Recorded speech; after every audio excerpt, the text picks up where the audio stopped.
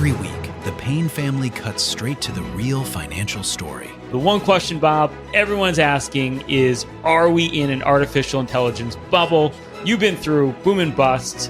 What do you think? No hype, no myths. Just what actually matters to your money. Does feel very similar to what we experienced in the 90s. Where are we, though? Are we in 1995, 1997, 1999? Listen to the Pain Points of Wealth on the Red Apple Podcast Network. Good morning. This is Mike Stoller for the... Get a little closer, Jeff. Jeff, test. Hello. Hello. Okay. Good morning. This is Mike Stoller for the Stoller Real Estate Report.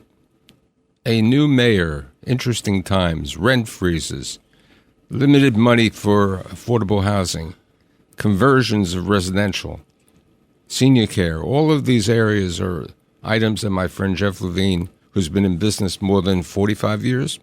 Almost 50. Oh, almost 50. Has seen in New York, and Jeff is the chairman of Douglaston Development, Clinton Management, Levine Builders. Anything else I miss? No, that's enough. Okay, good. So let's talk about what's your thoughts about the new mayor and its effect on residential rental. Well, let me begin by saying that I'm hopeful the new mayor will be a man of his word and be the mayor of all of the people of New York City, regardless of race, religion, or color. Having said that, I am somewhat concerned about his first actions in revoking the executive orders regarding BDS and the International Holocaust Remembrance Alliance. I would have preferred had he not done that, certainly not in the first few days of office, because that sends a message which indicates that his direction in terms of the almost 1 million Jewish residents of New York City is not very positive. But again, I'm hopeful by virtue of some of the appointments that he has made. The appointment of the Department of Buildings Commissioner, Ahmed Tigani, formerly the acting commissioner of HPD, is a very good one. Dina Levy from the state to take housing, as well as Lila Borzog, are very good choices. So I'm hopeful that he will be a good steward of our city's future. But how can a owner operate with rent limited to certain percentages, which are next to nothing? You can't make money on conversions because you have to convert the property. Okay, you can't do renovations. So how should an owner try to live in this time? Well, this is not... Especially including a rent freeze. This is not a new problem. Going back to the de Blasio administration, inflation was roaring, partially due to COVID, and his rent guidelines board increases were de minimis. We experienced something close to 30% inflation in his 8 years.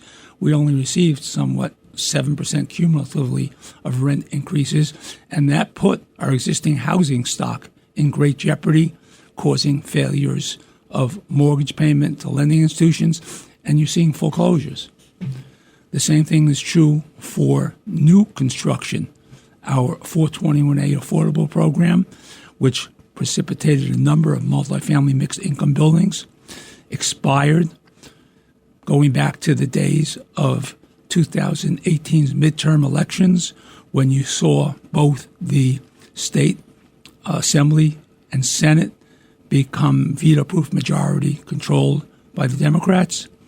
The laws changed in 2019 with the Tenant Protection and Stabilization Act, which eliminated rent increases, which were greatly needed to protect the existing housing stock.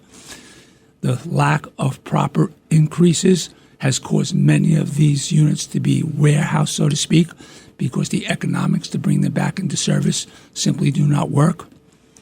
The 485X, which I've said to you previously on this show, which limits the new production of mixed-income housing to 99 units without invoking much higher rates for construction costs of labor, as well as lower rent revenues, has brought new construction of mixed income to a halt.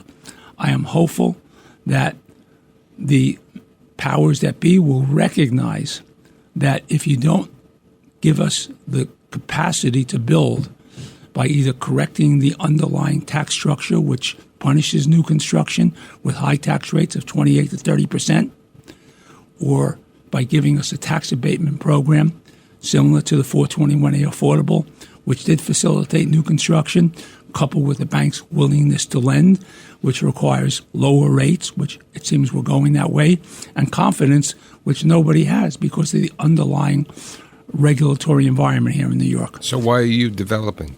And I mean, you're developing a number of projects. Well, I will tell you that, as you know, I started my business almost 50 years ago, predominantly in the affordable housing sector, which was very good to me because I came from modest background. I had no capital to start. And these affordable programs with the subsidies facilitated the lenders lending into it with little equity on my part because of my capabilities. So I've always had an affection for affordable housing, as you know, having lived in NYCHA housing as a child. Having said that, I have focused these last few years my capacity on the affordable sector, whether it be low-income units, senior units, supportive housing, and shelter housing in cooperation with not-for-profits providing services. And I would love to start building mixed income again under tax abatement programs or a corrected tax structure so that we could do it to the satisfaction of our lenders. Right now, lenders are not comfortable in this environment. Okay, with regard to this environment, you're involved right now with something in Hell's Kitchen, a couple of properties in the Bronx. You finished a 421A project called Brooklyn and BKN on Atlantic Avenue. Let's talk about these projects. I mean, the reality is the affordable projects are leasing up and doing well because there is a large demand for affordable housing. When we build mixed income, the lotteries that we are required to use for 200 apartments of affordable nature can have 50 or 60,000 respondents to the lottery. So the affordable housing is not an issue to rent. The issue is, once in operation, getting the increases necessary to maintain the increased cost of water, sewer, insurance, fuel, labor. So these are the ongoing issues going forward. They have to be recognized, or we will not be able to produce affordable housing or maintain affordable housing going forward. And I believe that when being shown the math of how this works, hopefully the people who are going to be in power in this administration will recognize a balance has to be struck. So where's the balance going to be struck? Well, it can come, as I said, in many ways. There has been a movement over many years and many mayors to correct the tax structure, which taxes new product more than existing product. That is a heavy burden to be borne by new development. So you can do one of two things, as I said previously. You can change the underlying tax structure, making taxes more reasonable for new product, keeping them in a competitive nature to existing product, which is taxed at a lower level. Or you can create tax abatement programs which will entice developers such as myself and the lenders. Most important, we as developers cannot build anything if the lenders and the equity partners don't buy into the mathematics. And we need to have programs that we can have our lenders and equity partners subscribe to. Now, you're also involved with a condo, which is something you haven't done in years. Why? Well, I always say that, I try not to do too many condos because I'm not smart enough to time the markets. But it was very apparent to me that over COVID and the subsequent sharp rise in interest rates in early 23 as a result of the COVID-created inflation, that there was not a lot of product coming to market, specifically on the Upper East Side. And the Upper East Side, in particular, had been damaged for these last many years by the construction related to the 2nd Avenue subway. So the fact that the 2nd Avenue subway was completed, the fact of the matter is that I identified a very good location at 3rd Avenue and 82nd Street, where there are very good comps for luxury condominiums. inspired me to go back into the market and using alternative financing, not typical bank financing. We work with the MSD fund as well as Ares, who's been a repeated partner for me in terms of the equity, and we were able to get that finance. We've already topped out, and we anticipate being able to hit the market about the summer of 26, and we believe that market is starved for condominium units. At what price? Well, we're building right across the street from a luxury Robert A.M. Stern building, which was developed by Naftali, and he achieved 2 or 3 years ago approximately $3,400 a foot as an average price at that location. We anticipate doing as well as he did. I wish you the best of luck. Thank you. So, in conclusion, what's your thoughts for 2026? To sum it up. Well, obviously, I'm hopeful that our new mayor will be successful.